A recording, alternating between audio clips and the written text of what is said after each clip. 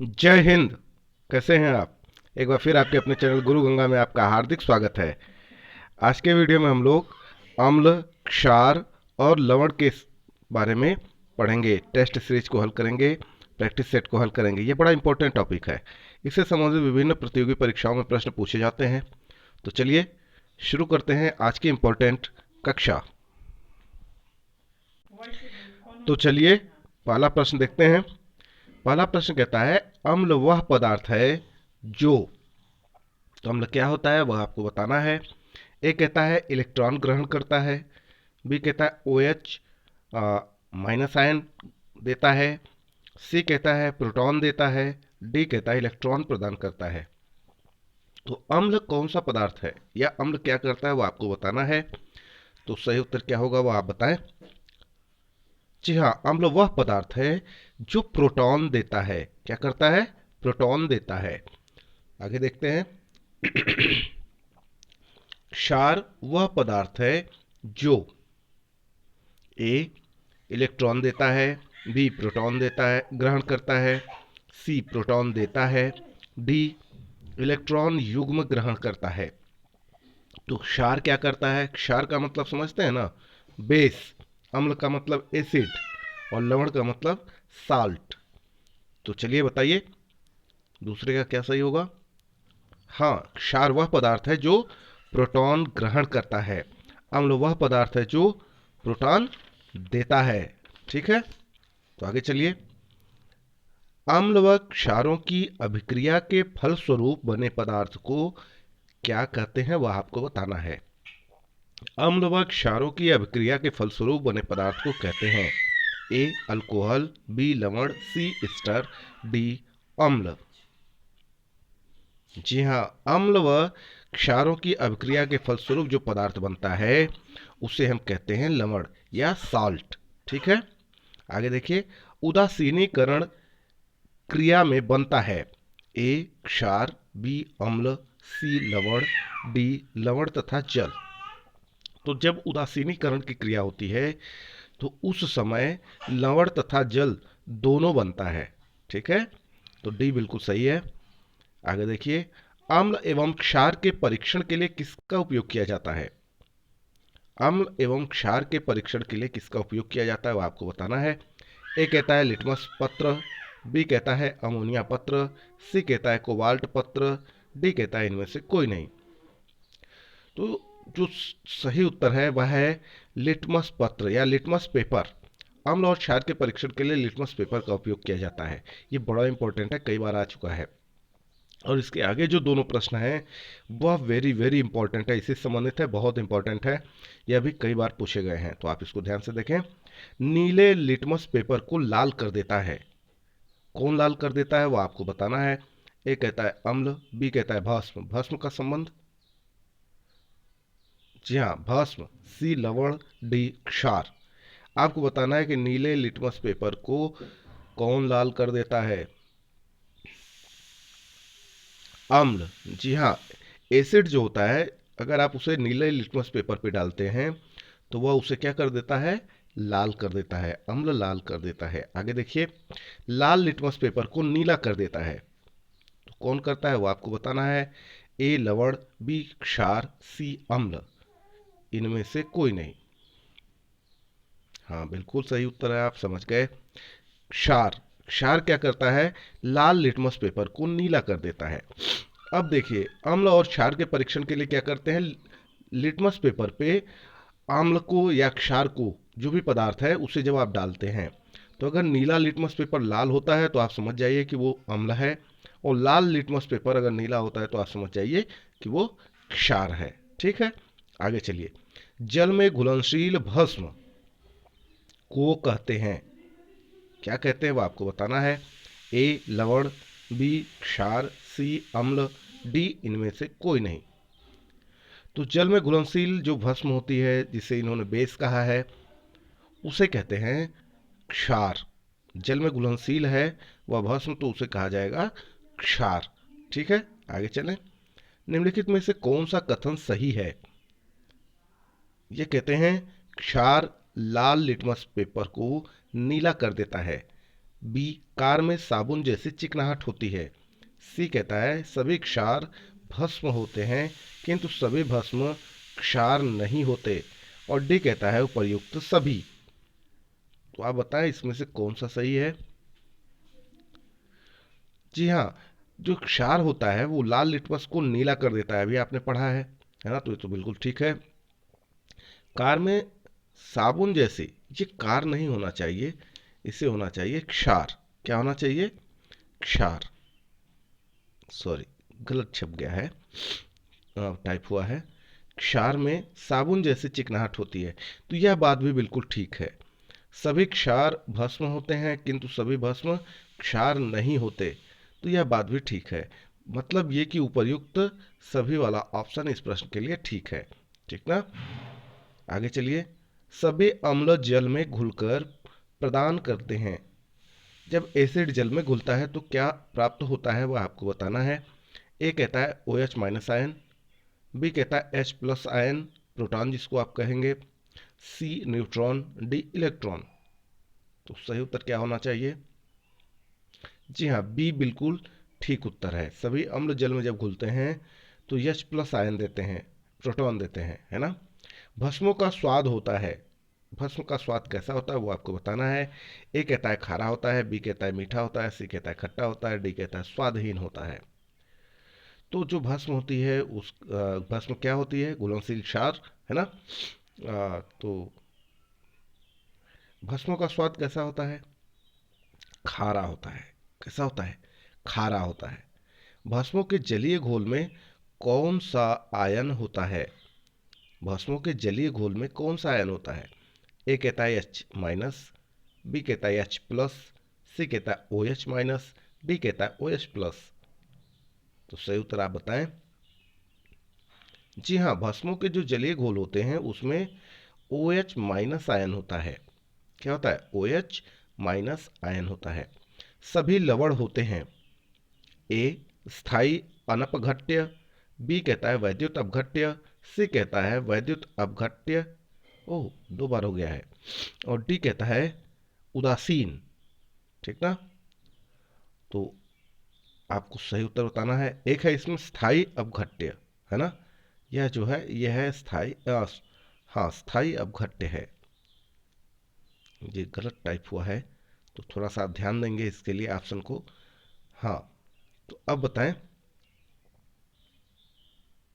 सभी लवण होते हैं, वैद्युत अपघट्य होते हैं, बिल्कुल ठीक उत्तर है आपका। सभी लवण क्या होते हैं? वैद्युत अपघट्य होते हैं। आगे चलें। पीएच मान का निर्धारण किसने किया? ए कैवेंडिश, बी प्रिस्टले, सी लेवोजियर, डी सोरेनसन।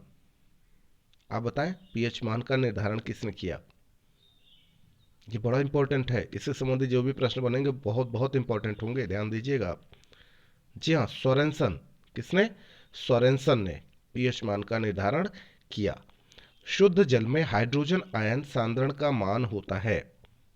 ए 10⁻⁻7, बी 10⁻⁻6, सी की घात 10 की घात सी कहता है 10⁻−10, और डी कहता है 10⁻12। आप जानते हैं सांद्रण का सांद्रण की यूनिट क्या होती है? मोल प्रति लीटर। तो ये 10⁻⁻7 मोल प्रति लीटर है ना, जिसको मोल प्रति लीटर को कैपिटल M से दर्शाया जाता है ना। पिछली वीडियोज में आपने देखा है। तो चलिए बताइए। जी हाँ, 15वां का ए ऑप्शन बिल्कुल ठीक है। शुद्ध जल में हाइड्रोजन आयन सांद्रण का मान होता है 10⁻⁻7 मोल प्रति लीटर। अम्लीय घोल का पीएच मान होता है। ए 7, बी 7 से कम, सी कहता है 7 से अधिक, डी कहता है 15।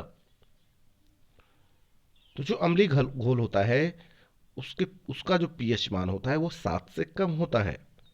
जो एसिड होते हैं, घोल होता है उसका उसका पीएच मान हमेशा क्या होगा? 7 से कम होगा। ठीक है, आगे चलिए। क्षारीय घोल का पीएच मान होता है। ए 7 से कम, बी 7 से अधिक, सी 7, डी 14। तो क्षारीय घोल का जो पीएच मान होता है वह हमेशा 7 से अधिक होता है। यानी 7 से कम है तो अम्लीय घोल है और 7 से अधिक है तो क्षारीय घोल है। आगे चलिए, उदासीन घोल का पीएच मान होता है, यानी उदासीन घोल का मतलब जो ना अम्लीय होगा ना तो क्षारीय होगा। तो ए कहता है 7 से अधिक, बी कहता है 7 से कम, सी कहता है 7 और डी कहता है 14। तो आप समझ गए होंगे ऑप्शन, क्योंकि 7 से अधिक होगा तो क्षारीय हो जाएगा, 7 से कम होगा तो अम्लीय हो जाएगा। तो जो मिड लाइन है, जो 7 है, 7 है, वही क्या है, उदासीन घोल का पीएच मान है ना। तो इस तरह से 18 का सी बिल्कुल ठीक उत्तर है। सभी अम्ल धातुओं से प्रतिक्रिया कर कौन सी गैस निकालते हैं? ए हाइड्रोजन, बी क्लोरीन, सी ऑक्सीजन और डी नाइट्रोजन। तो सभी अम्ल धातुओं से जब प्रतिक्रिया करते हैं तो हाइड्रोजन गैस निकालते हैं। कौन सी? हाइड्रोजन गैस उत्सर्जित करते हैं। मानव रक्त का पीएच मान होता है, मानव रक्त का पीएच मान कितना होता है वो आपको बताना है। ए कहता है 5.3, बी कहता है 4.2, सी कहता है 7.4 और डी कहता है 8.0। तो इसका जो सही उत्तर है वह है 7.4। ठीक है, आगे देखिए, दूध का पीएच मान होता है, दूध का पीएच मान कितना होता है वह आपको बताना है। ए कहता है 5.1, बी कहता है 6.6, सी कहता है 6.4 और डी कहता है 7.0 या 0। तो दूध का पीएच मान अगर बात करें तो होता है 6.6। कितना? 6.6। आगे देखिए, हाइड्रोक्लोरिक अम्ल एसिटिक अम्ल से अधिक शक्तिशाली है, क्योंकि क्यों शक्तिशाली है वो आपको बताना है। ए कहता है इसमें हाइड्रोजन अणु की संख्या कम होती है, बी कहता है यह H+ आयन उत्पन्न करने के लिए संपूर्ण आयनित हो जाता है, सी कहता है इसमें ऑक्सीजन नहीं होता है, डी कहता है इसमें क्लोरीन होता है। तो आपको बताना है कि हाइड्रोक्लोरिक एसिड एसिटिक एसिड से अधिक शक्तिशाली क्यों होती है। तो बताएं। जी हाँ, हाइड्रोक्लोरिक अम्ल एसिटिक अम्ल से शक्तिशाली इसलिए होता है क्योंकि ये H+ आयन उत्पन्न करने के लिए संपूर्ण आयनित हो जाता है। संपूर्ण रूप से क्या होता है? आयनित हो जाता है। जो लवण अम्लीय हाइड्रोजन परमाणु या हाइड्रोक्सिल आयन से मुक्त रहते हैं कहलाते हैं। आपको बताना है क्या कहलाते हैं। ए सामान्य लवण कहलाते हैं, बी भास्मिक लवण कहलाते हैं, सी अम्ल लवण कहलाते हैं, डी मिश्रित लवण कहलाते हैं। तो जो लवण अम्लीय हाइड्रोजन परमाणु या हाइड्रोक्सिल आयन जिसको आप कहते हैं उससे मुक्त रहते हैं तो वो कहलाते हैं सामान्य लवण। ठीक है, आगे चलिए, निम्नलिखित में से कौन सामान्य लवण नहीं है? ए CaSO4, बी NaHSO4, सी Na3PO4 और डी कहता है Na2SO4। तो आपको बताना है कि इनमें से कौन सामान्य लवण नहीं है। जी हाँ, NaHSO4। आगे चलिए, जटिल लवण का उदाहरण है, कॉम्प्लेक्स साल्ट का उदाहरण है, आपको बताना है कौन सा इसमें से है। ए कहता है K2, फिर बड़े ब्रैकेट में लिखा हुआ है Hg L4 ब्रैकेट बंद है। बी कहता है K4, फिर बड़े ब्रैकेट में है Fe, फिर छोटे ब्रैकेट में लिखा हुआ है Cn और फिर छोटा ब्रैकेट बंद होकर 6, है ना, बड़ा ब्रैकेट भी बंद। सी कहता है बड़े ब्रैकेट में Ag, फिर छोटे ब्रैकेट में NH3, इसका ट्वाइस है ना, ब्रैकेट बंद करके 2 और फिर बड़ा ब्रैकेट बंद है, उसके बाहर है Cl। डी कहता है इनमें से सभी। तो जटिल लवण का उदाहरण इनमें से कौन सा है? देखिए, आप ध्यान से देखेंगे तो जटिल लवण का उदाहरण ए भी है ना, बी भी है और सी भी है, मतलब इनमें से सभी, इनमें से सभी वाला ऑप्शन बिल्कुल ठीक है।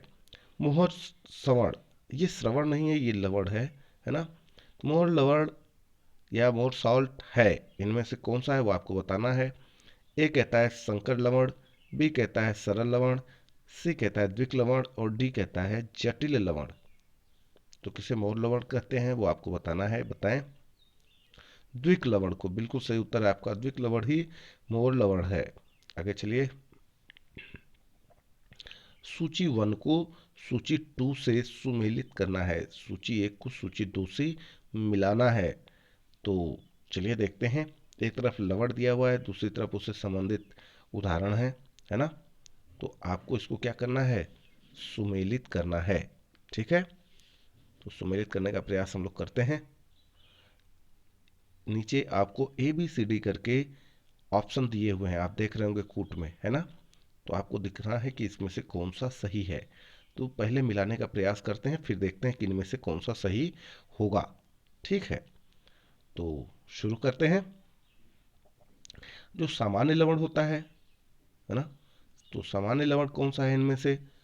सामान्य लवण के सामने फिटकरी एलम लिखा हुआ है, अम्लीय लवण के सामने बेरियम क्लोराइड लिखा हुआ है, क्षारीय लवण के सामने सोडियम बाइकार्बोनेट लिखा है, और द्विक लवण के सामने फेरिक हाइड्रोक्साइड लिखा हुआ है। तो आपको इसको सुमेलित करना है, करिए। सामान्य लवण यह है बेरियम क्लोराइड। अम्लीय लवण की अगर हम बात करें तो यह है सोडियम बाइकार्बोनेट। क्षारीय लवण की अगर हम बात करें तो वह है फेरिक हाइड्रोक्साइड। अब जो बचा वह है द्विक लवण, यानी द्विक लवण है फिटकरी एलम।